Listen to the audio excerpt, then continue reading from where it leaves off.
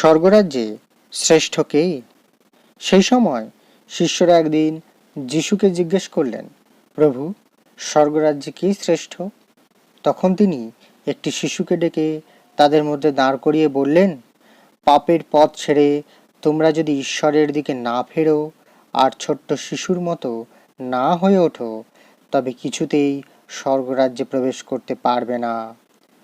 তাই যে কেউ নিজেকে এই শিশুর মতো নম্র করে, সেই স্বর্গরাজ্যে শ্রেষ্ঠ।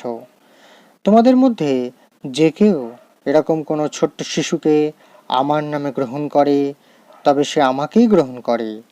এই ক্ষুদ্রতমদের মধ্যে যারা আমার প্রতি বিশ্বাসী, তাদের বিশ্বাসে যদি কেউ বিঘ্ন জন্মায়, তবে তার গলায় ভারী একটা পাথর বেঁধে সমুদ্রের অতল জলে তাকে ডুবিয়ে দেওয়াই তার পক্ষে ভালো।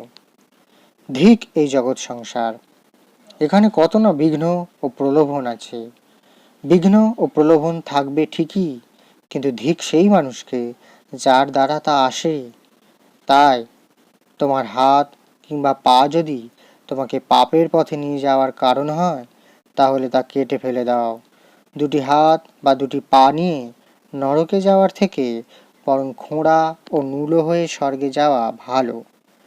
তোমার চোখ যদি তোমাকে পাপের পথে নিয়ে যায়, তবে তা উপড়ে ফেলে দাও। দুটি চোখ নিয়ে নরকে যাওয়ার থেকে এক চোখ নিয়ে স্বর্গে যাওয়া ভালো। সাবধান, এই ক্ষুদ্রগণের মধ্যে একজনকেও তোমরা তুচ্ছ করো না, কারণ আমি তোমাদের সত্যি বলছি যে তাদের দূতেরা স্বর্গে আমার পিতা ঈশ্বরের মুখের দিকে সর্বদাই তাকিয়ে থাকেন।